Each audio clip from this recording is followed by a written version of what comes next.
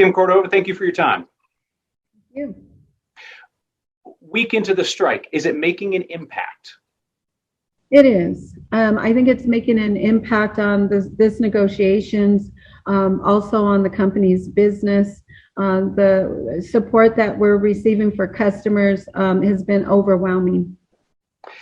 If the proposal from King Soopers right now is so bad, why not let your union members vote on it? Are you concerned that they might take the deal?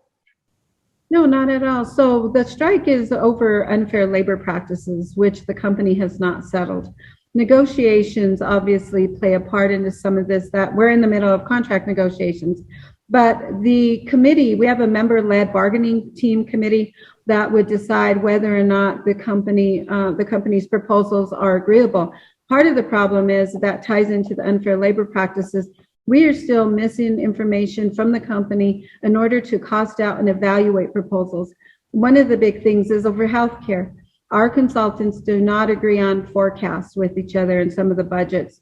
While the company is telling workers and telling the media that they are going to be funding or putting enough money into our health plan where there won't be trouble, our actuaries see it differently. We do not believe that. In fact, we believe our forecasts, our budgets are more accurate, and that there will be a funding issue with our healthcare.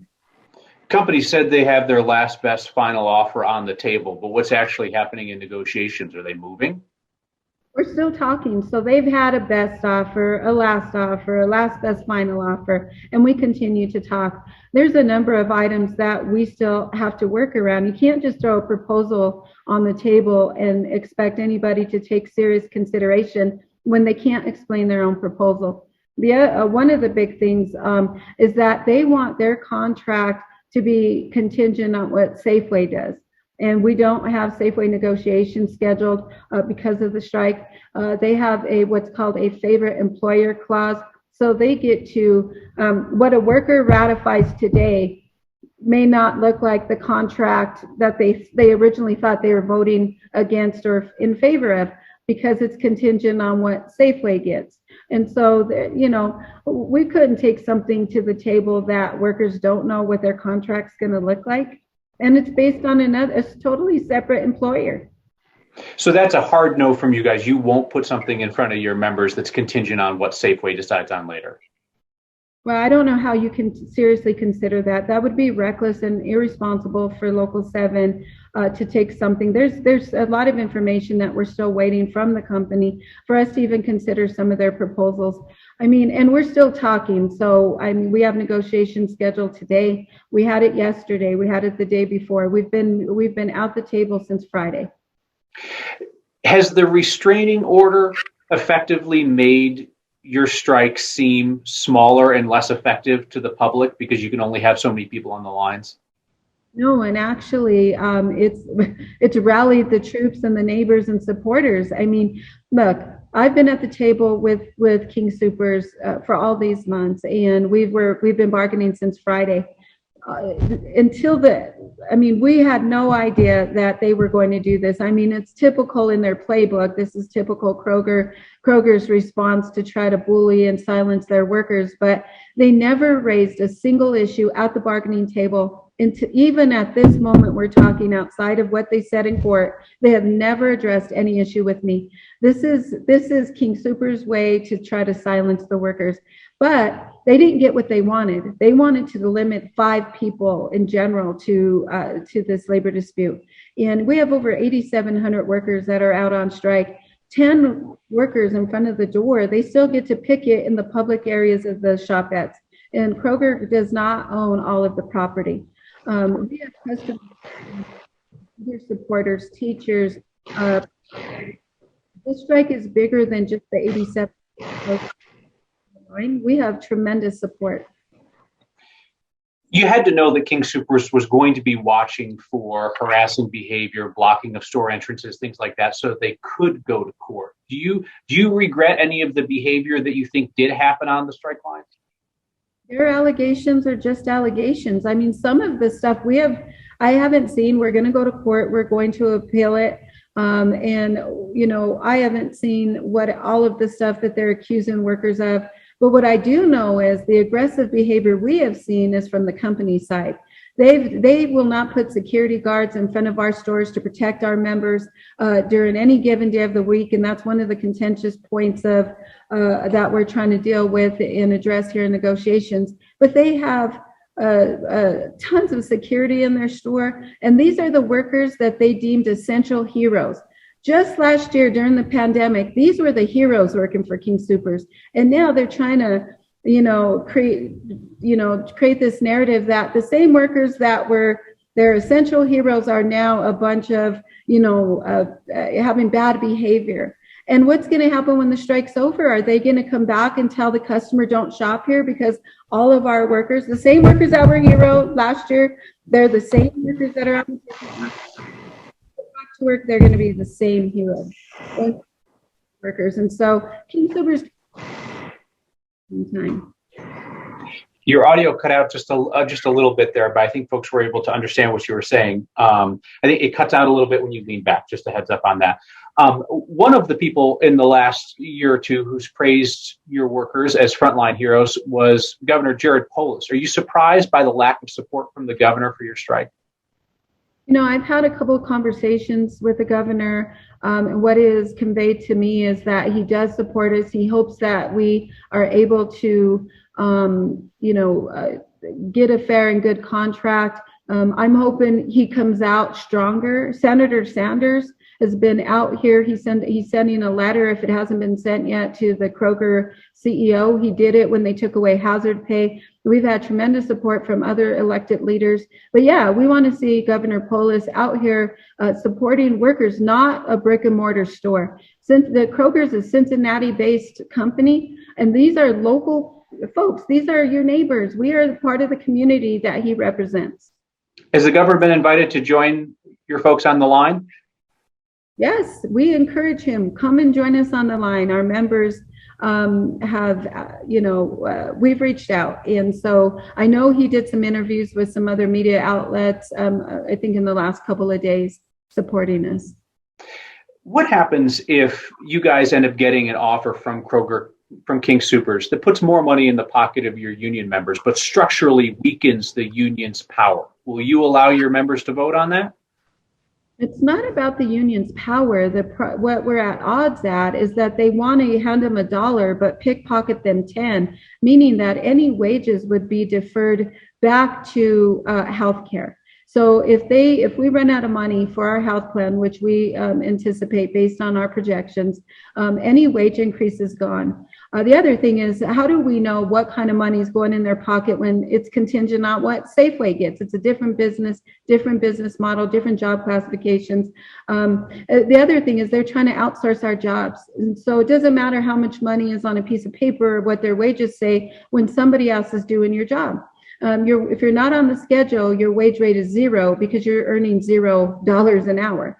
And so the company's proposals have been, at least on paper, and they're trying to take this fight through the media and now through the courts, is to put some money to look like it looks good, but you never get to see it because your hours are reduced or somebody else is doing your job, or these are part-time jobs. They've painted this picture that people are making $18 an hour. It's not true. Minimum wage is $12.50. They're only offering $13. It takes you 7,800 hours. People are quitting before they even reach that type of work. That's why you see King Soopers workers. I appreciate your time on a busy day. I have two more questions. So 13 years ago, as you know, I covered a period of turmoil in UFCW Local 7 in which members elected you president because they felt like the previous president and his family were putting their own interests over those of the union members. Are you hearing any similar discontent with your leadership and that of your team right now? Absolutely not. In fact, I changed everything. I mean, our staff, they're rank and file members that work for the union. But look at the strike vote numbers. First of all, before we even went on strike, 2,400 workers quit King Soopers. Their job needs have been outrageous. They can't retain workers because of low poverty wages, part-time work, and the lack of safety and respect by their employer. But look at the numbers of look at the number for strike votes.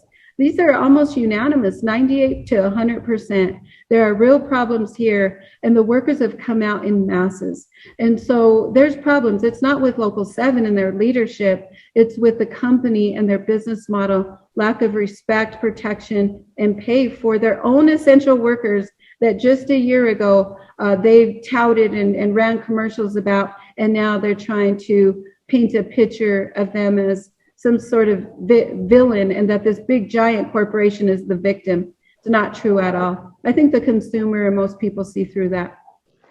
Last question. What's going to determine how this ends? And how much of that has to do with what the consumers and public do? Well, you know, the company had an opportunity to be a leader in the industry, and instead they didn't take that opportunity to do the right thing. You know, some things are, you know, what we can't get at the bargaining table, we're going to have to try to push some legislation, hopefully to help with safety issues in the store. But I think what has to happen is the company just has to come to the table, do the right thing, suck up their pride, and let's get back to work and serving our community. I will tell you, if they get a bad contract, it's not going to help staffing issues. There's not a supply chain issue where you see empty shelves or department closed. There's a worker shortage because workers are tired of, you know, they're rethinking their relationship with their employer. This Soopers retain a workforce. They are keep their departments running and opening and open. But instead of them addressing the systemic issues and why the workers are quitting or why workers are striking, they're going to continue to have problems, and that's going to have an impact on the customer.